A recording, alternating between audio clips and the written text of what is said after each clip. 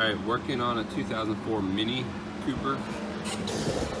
And while I was under the vehicle, inspecting the power steering pump, I came over here to the driver's side and I saw that the CV shaft was really torn apart, as you can see right there. And it's clunking around. That's what's causing a little bit of vibration when driving it. So it's safe to say it's time to replace the CV shaft. It's worn out.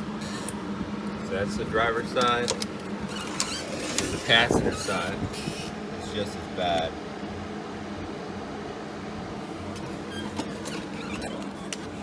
So got some of the CV shafts from O'Reilly's. This is the driver's side. And then on the passenger side, it's a long one. So you got a little bearing.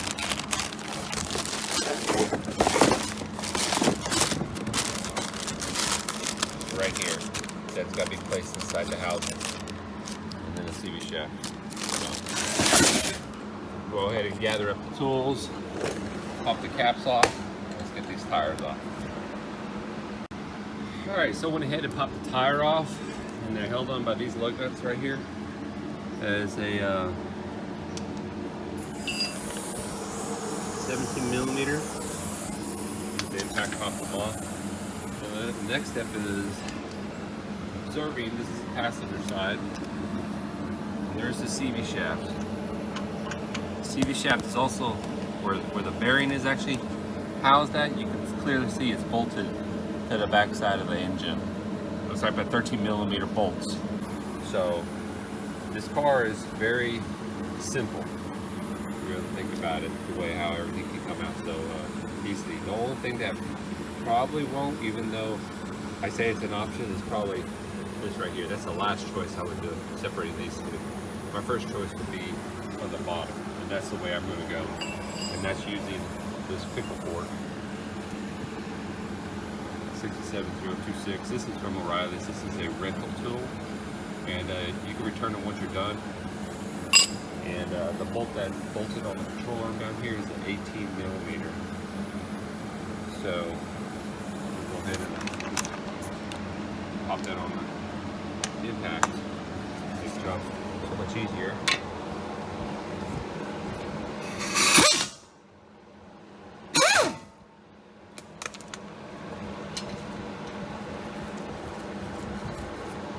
And pop this in between there and separate them. I always tap around the control arm with a big hammer and start loosening it, or breaking it loose and shocking it, and that'll allow this joint to move up and easy for you to slide that out. I'm going to go ahead and get this joint separated. Alright, got the bolt on the lower control arm popped out. And really all I did was continuously tapped on this with this hammer right here, tapping it right here. And I noted it started pulling away from the joint after a while. So I didn't have to beat on this or use the pickle fork. It's just slid right down. So now that that's out, I'm gonna go ahead and hit this nut up right here, and that's a 32 millimeter.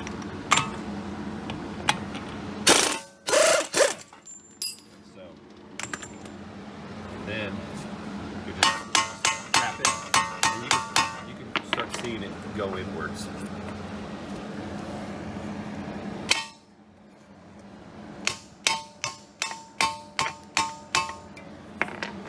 That, see how it's just going in. So see, it's also moving. I can go ahead and get behind it and pull this thing out. But before I go ahead and pull that out, we gotta eliminate those two bolts. Back here, it's 13 millimeters. Gotta go ahead and get those out of there. Alright, lying underneath this Mini, there's actually a fan that sits right next to this pump. It's mounted on here like that.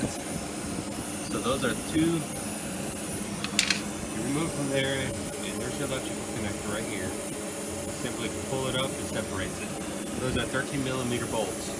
Remove that, and it opens the area where you can access the bottom bolt on on your CV shaft. So I already got the top bolt out, and you can get that from over here. And now the bottom one is right there.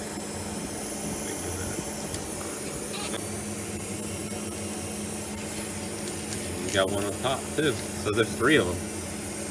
One, 2, and then the third one was from the other side. So we'll go ahead and get those.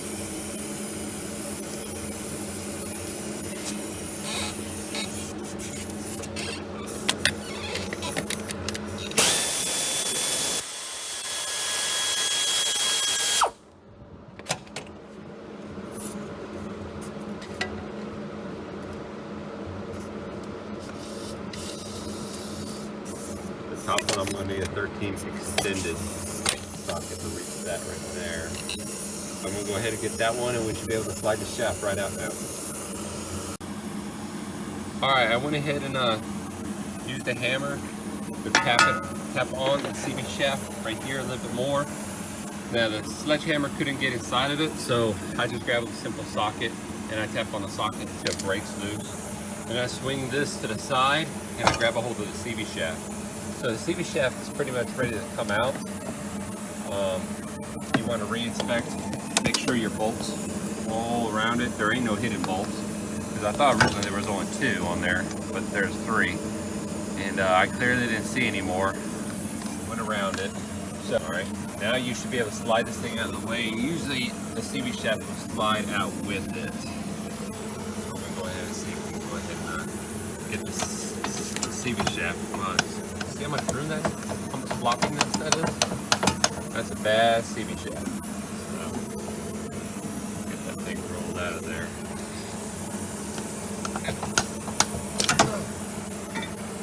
Well, that's not supposed to do that. That's a bad CV shaft after all. So, the CV shaft is still stuck in there. The bottom part.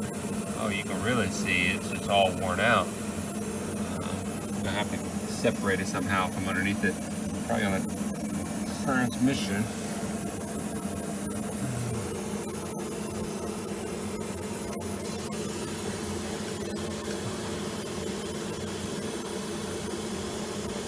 Yeah, it's definitely moving.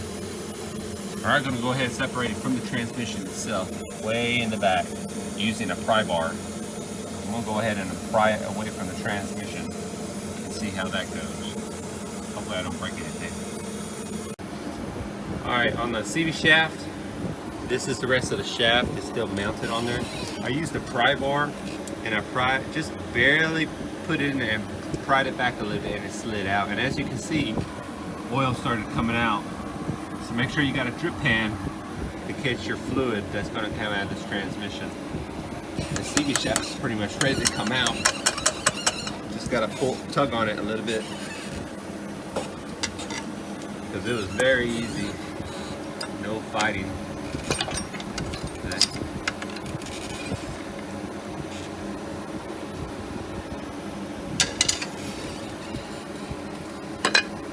And so, oh, that's blowing.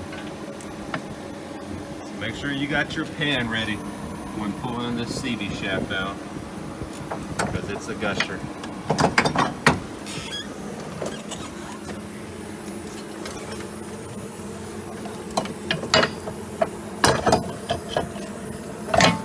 So slide it the rest of the way out.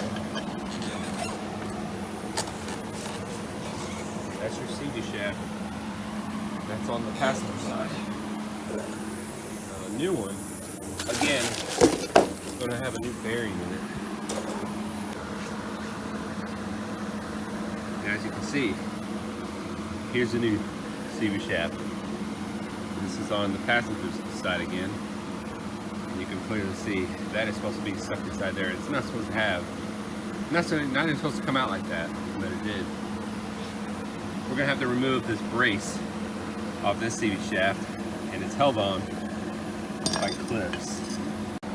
Alright, I had a little bit of trouble trying to get this bracket removed off of here, but I'm doing it as if this is just basic tools that you'll find at the parts store. Now you could take this to a shop and have this pressed off, but all I did was use a $10 hammer like so to do this job with a pair of lock rings, or lock ring pliers. So this bracket sits right here on this deal. I went ahead and placed it on an upright position, and I used the pliers right here to remove the ring. And then I brought in a pry bar, and this was in the way, so I placed it right in between here, and I used the pry bar in here, and I pry it on it, and it popped out. So with that out of the way, that allowed me to continue to place this in the upright and tap around the bearing, or the bracket that was around this bearing. It started sliding down. You have to continuously rotate in a circle with this smaller end, not the larger end, but the smaller end on this hammer. Tap, tap, tap, tap, tap, moving in a circle, and it slowly moved off and then fell off.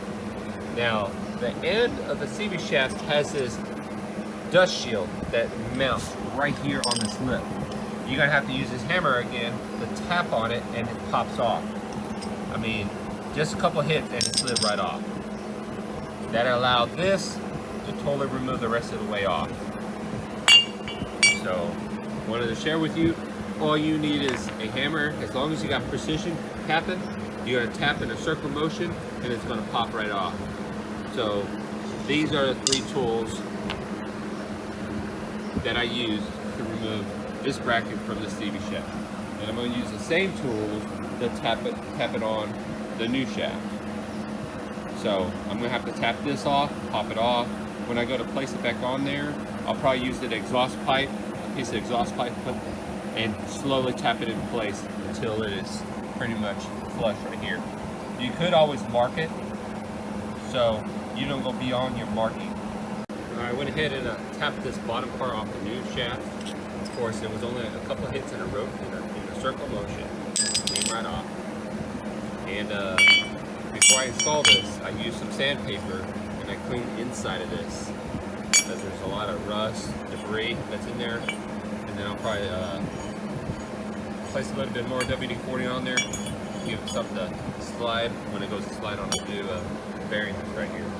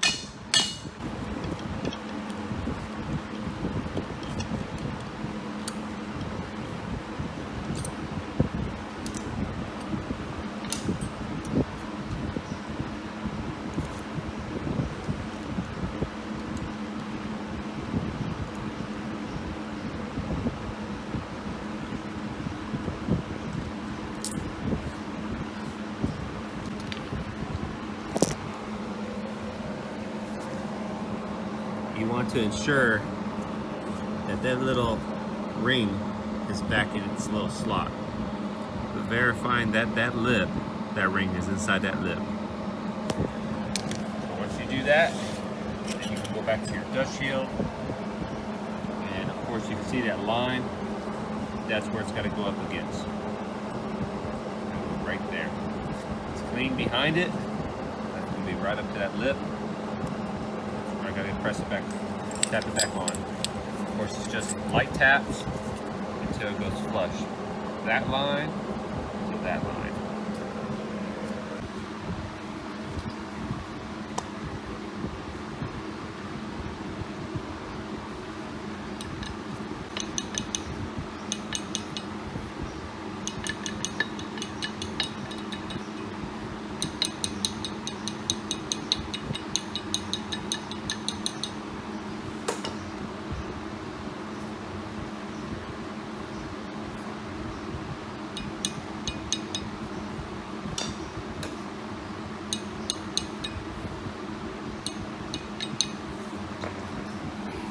Just like that. And I lightly tapped it on until it went back in its place. Now that that's done, that's been installed, it's time and ready to reinstall to the transmission.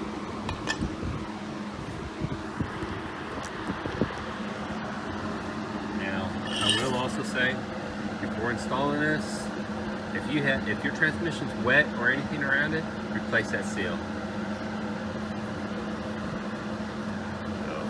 Just a little tip.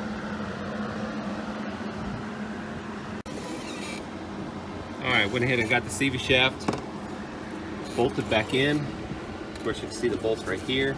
You got the two on this side, and you have the one on the other side.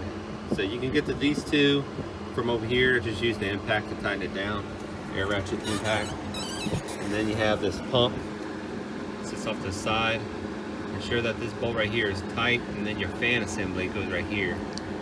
If your connectors corrode or anything, ensure you take care of any problems while you have this unit apart.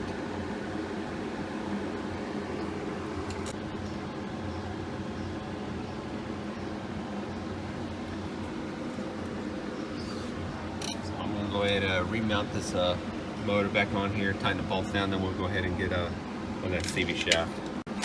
Alright, went ahead and did the remaining bolt, the other one on the control arm, 18mm. Just tightened that up. Same with the CV shaft. Went ahead and slid it through. It was really easy. And re-put the bolt back on there, 32mm. After I tightened it down, I just used the impact. I went ahead and used the punch. And you have to put a little notch, dig it right into that little notch that's on the CV shaft itself. So that way this nut doesn't back off. So once you're done there, you want to go ahead and visually inspect your work. So ensure that you got your bolt that's up there tight. When you was underneath it, you double checked anything that might be down there that might be also broken as well. Of course, I discovered a little leak from above, a very simple fix on the heater core itself. So I'm gonna go ahead and fix that. Yeah, you want to go ahead and make sure all your work is good and complete and tightened up.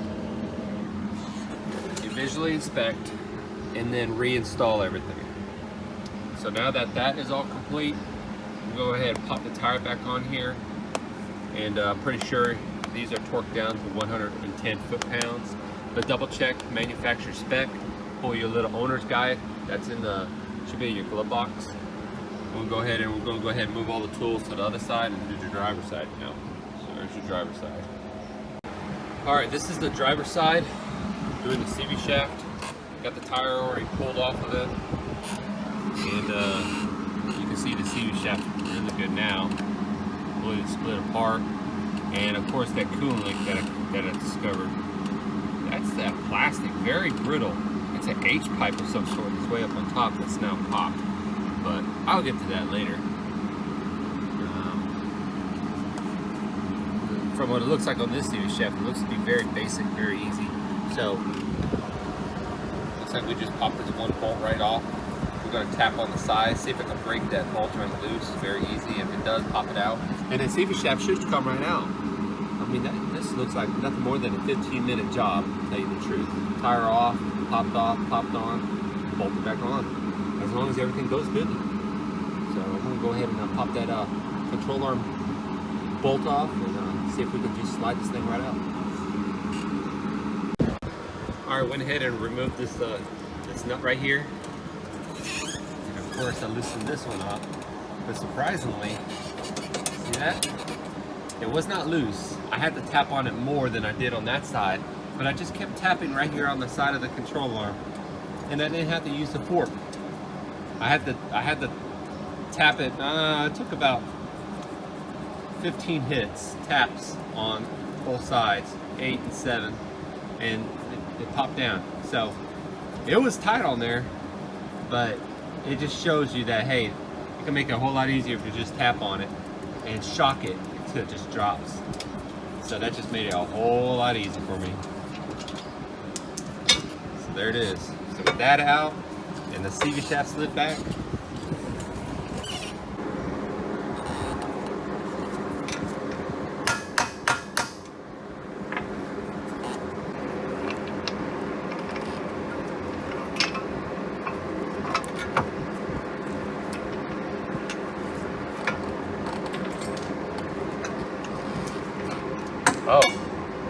oh, this one came out just as bad as the other side did. Look at that.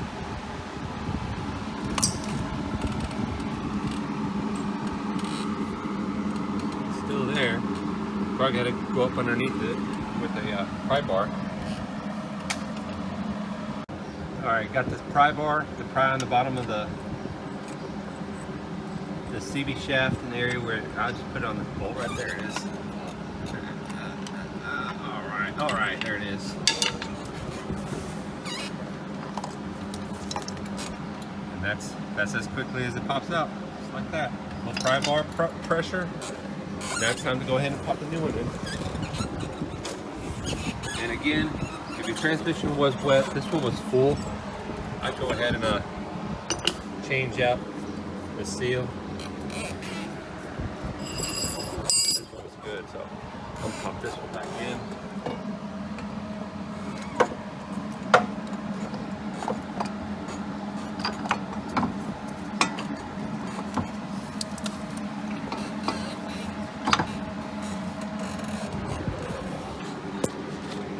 Slid that fast. It's not off. This can be done in 15 minutes.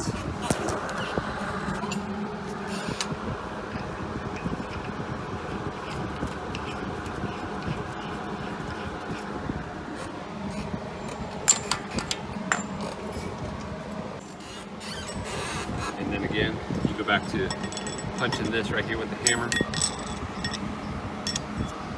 So this bolt doesn't back off.